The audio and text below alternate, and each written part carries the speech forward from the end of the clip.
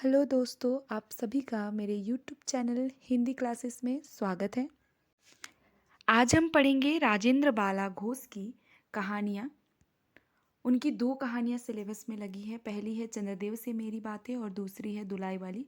राजेंद्र बाला घोष को बंग महिला भी कहा जाता है। तो चलिए आगे बढ़ते हैं। इन कहानियों के पात्रों, कहानियों की शैली, उसके प्रमुख विषय और प्रमुख कथन को आज हम पढ़ने जा रहे हैं और साथ ही कहानियों से संबंधित कुछ प्रश्नों को भी देखेंगे कि किस प्रकार के जो प्रश्न हैं वो परीक्षाओं में पूछे जाते हैं। राजेंद्र बाला घोष का जन्म हुआ था 1882 ईस्वी में। चंद्रदेव से मेरी बातें, इनकी जो कहानी है उसका प्रकाशन वर्ष है 1904 ईस्वी में, जो सरस्वती पत्रिका में प्रकाशित हुई थी। इसके प्रमुख पात्र हैं कथा लेखिका और भगवान चंद्रदेव। इस कहानी में दो ही मुख्य पात्र हैं, कथा लेखिका और चंद्रदेव। और गौड़ पात्र कहें या फिर जिन पात्रों का जिक्र कहानी में आया है वे पात्र हैं लॉर्ड कर्जन, जिन्हें आधुनिक भारत प्रभु कहा गया है, जो तत्कालीन वाइसराय थे। इसी प्रकार प्रोफेसर गज्जर महाशय, स्वर्गीय महारानी विक्टोरिया, धन्वंतरी महाशय जिसे फैमिली डॉक्टर कहा गया है, और चित्रगुप्त जिसे चीफ जस्टिस कहा गया है। इसी प्रकार इसमें जो शैली का प्रयोग हुआ है वह है पत्रात्मक, व्यंग्यात्मक और एकालाप शैली। यह पूरी कहानी जो है वह पत्रात्मक शैली में लिखी गई है। कहानी के शुरू से अंत तक उन सभी पद्धतियों का जो है बखूबी पालन किया गया है जो एक पत्र लिखते हुए किया जाता है। तो इसमें जो है मुख्य रूप से पत्रात्मक शैली का प्रयोग किया गया है। और लक्ष्मी सागर वार्ष्णेय ने है निबंध नवनीत में लिखा है कि यह कहानी ना होकर एक निबंध है। बहुत से जो विद्वान हैं इसे कहानी ना मानकर इसे एक निबंध भी मानते हैं। और इसमें जो प्रमुख कथन है वह है उनको कमीशन और मिशन दोनों ही अत्यंत प्रिय हैं। यह लॉर्ड कर्जन के लिए कथा लेखिका ने कहा है कि उनको कमीशन और मिशन दोनों ही अत्यंत प्रिय हैं। चलिए आगे बढ़ते हैं। का प्रमुख विषय है, पहला विषय है चंद्रदेव से पत्राचार द्वारा भारत में अंग्रेजी शासन की स्थापना से हो रहे आर्थिक और राजनीतिक परिवर्तन पर कटाक्ष किया गया है। और दूसरा है प्रथम व्यंग्यात्मक कहानी, इसे प्रथम व्यंग्यात्मक कहानी भी माना जाता है। तीसरी है तत्कालीन वायसराय लॉर्ड कर्जन पर व्यंग्य। इस तरह का व्यंग्य जो है बालकृष्ण भट्ट का जो निबंध है शिवशंभू के चिट्ठे, उस पर भी देखने को मिलता है। चौथा है भारत की तत्कालीन स्थिति का चित्रण, और उस चित्रण के माध्यम से उन्होंने कटाक्ष किया है।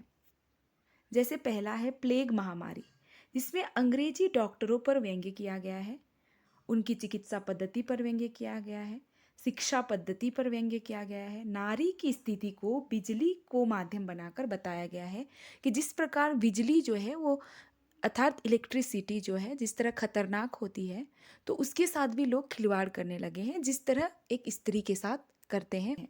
इस तरह से इसका जिक्र हुआ है। और घूसखोर से प्रमोशन किस तरह से पाया जाता है उसका भी जिक्र किया गया है, और न्याय व्यवस्था पर कटाक्ष किया है, और शिक्षित और पढ़े लिखे वर्ग पर भी व्यंग्य कसा गया है। तो चलिए आगे देखते हैं दूसरी कहानी दुलाई वाली। इसका प्रकाशन वर्ष है सन 1907 में, जो पत्रिका में प्रकाशित हुई थी, सरस्वती पत्रिका में भाग 8 और संख्या 5 में प्रकाशित हुई थी। इसे आचार्य शुक्ल ने हिंदी की प्रथम मौलिक कहानी माना है। इसमें प्रमुख पात्र हैं बंसीधर जो इलाहाबाद का रहने वाला है, जानकी देई जो बनारस की रहने वाली है, बंसीधर की पत्नी है, नवल किशोर जो बंसीधर का ममेरा भाई है, नवल किशोर की पत्नी है प्रमुख पात्र के रूप में। और इसमें जो है गौड़ पात्र के रूप में सीता जो जानकी देई की बहन है, जानकी देई की माँ और भाई का भी जिक्र आया है। कहानी में किन किन स्थानों का वर्णन मिलता है वह है काशी के दशाश्वमेध घाट का, इलाहाबाद का मिर्जापुर, इलाहाबाद अर्थात मुगल सराय। और इसमें जो है हास्य विनोदपूर्ण शैली का इसमें प्रयोग हुआ है, आंचलिक भाषा का प्रयोग हुआ है, वह स्थान विशेष की भाषा को भी इंकित करती है। और इसी तरह आगे बढ़ते हैं। इसका प्रमुख विषय है नवविवाहिता स्त्री की मनोदशा का अंकन। जो है नवल किशोर की पत्नी। कहानी में दुलाई वाली जो कहा गया है वह है नवल किशोर को, जो अपनी पत्नी को लेकर आगरा से आए थे और वे औरत के वेश में रेलगाड़ी में बैठे थे। तो दुलाई वाली किसे कहा गया है? अगर प्रश्न पूछा जाए तो वह है नवल किशोर। तीसरा है देश प्रेम, जिसके अंतर्गत स्वदेशी वस्तु के प्रयोग को दिखाया गया है। इसे मनोरंजन प्रधान कहानी भी कहा जाता है। प्रमुख कथन है इसमें, लड़की कभी विदा की होती तो मालूम पड़ता, जानकी देई जो है वो बंसीधर से कहती है। और दूसरा है, नाहक विलायती चीजें मोल लेकर क्यों रुपये की बर्बादी की जाए, देसी लेने से भी दाम लगेगा सही, पर रहेगा तो देश में ही। वह जो है, यह जो पंक्ति है वह बंसीधर कहता है। और कथा लेखिका कहती है, इस अस्थिर संसार में स्थिरता कहाँ, यहाँ कुछ भी स्थिर नहीं। यह कथा लेखिका कहती है। दोनों कहानियों से संबंधित जो है प्रश्न, उसको भी देख लेते हैं कि किस तरह के प्रश्न जो है वह परीक्षा में बनते हैं। पहला प्रश्न है, चंद्रदेव से मेरी बातें कहानी में किस शैली का प्रयोग किया गया है? इसमें ऑप्शन में जैसे देखिए, पूर्व दीप्ति शैली, एकालाप शैली, लोक कथात्मक शैली, भावपूर्ण शैली। तो इसमें एकालाप शैली का प्रयोग किया गया है। लेखिका ने जो है बस लिखा है, उसका कोई उत्तर नहीं मिला है उन्हें, तो वह जो है एकालाप शैली में यह लिखा गया है। और दूसरा है, चंद्रदेव से मेरी बातें कहानी में डॉक्टर किसे कहा गया है? ये काट दीजिए, इसे यहाँ पे फैमिली डॉक्टर कहा गया था।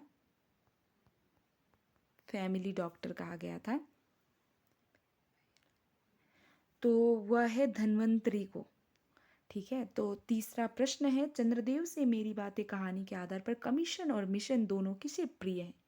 तो चंद्रदेव, लेखिका लॉर्ड कर्जन, चित्रगुप्त। तो इसमें है लॉर्ड कर्जन को कमीशन और मिशन दोनों प्रिय हैं।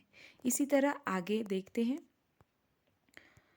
दूसरा प्रश्न है, आचार्य रामचंद्र शुक्ल के अनुसार हिंदी की पहली मौलिक कहानी है, एक टोकरी भर मिट्टी, दुलाई वाली, इंदुमती, चंद्रदेव से मेरी बातें। तो इसमें है दुलाई वाली, जो 1907 ईस्वी में प्रकाशित हुआ था, जिसे आचार्य शुक्ल ने हिंदी की पहली मौलिक कहानी मानी है। इसी प्रकार दूसरा है, लड़की कभी विदा की होती तो मालूम पड़ता। इस कहानी किस कहानी की पंक्ति है? यह जो है दुलाई वाली कहानी की पंक्ति है। इस प्रकार के प्रश्न जो है अक्सर पूछे जाते हैं। जैसे आकाशदीप कहानी से भी पूछा गया था कि क्या स्त्री होना पाप है? यह प्रश्न कई बार पूछा जा चुका है। इस तरह यह इस प्रकार के जो प्रश्न हैं वह पूछे जा सकते हैं। इलाहाबाद शहर का वर्णन किस कहानी में हुआ है? वह है दुलाई वाली। और प्रकाशन वर्ष के अनुसार कहानियों का क्रम, इस तरह से पूछा जा सकता है, जैसे प्रकाशन वर्ष के अनुसार कहानियों को सजाइए या कहानियों को क्रमबद्ध कीजिए। तो उसमें ये पूछा जा सकता है, एक टोकरी भर मिट्टी, दुलाई वाली, चंद्रदेव से मेरी बातें। इस तरह से किसी भी तरह की कहानियाँ उसमें पूछी जा सकती है। इसीलिए कहानियों का प्रकाशन वर्ष, किस पत्रिका में प्रकाशित हुई है, और कहानीकार का समय क्या है, यह सब जानना आवश्यक है। वह किस कहानी संग्रह में संग्रहित है, यह सब भी जानना बहुत ज़रूरी है। तो दोस्तों, आज के लिए बस इतना ही। अभी आपको वीडियो पसंद आए तो लाइक और शेयर भी करें, और आप इस चैनल में नए हो तो चैनल को सब्सक्राइब भी करें। धन्यवाद।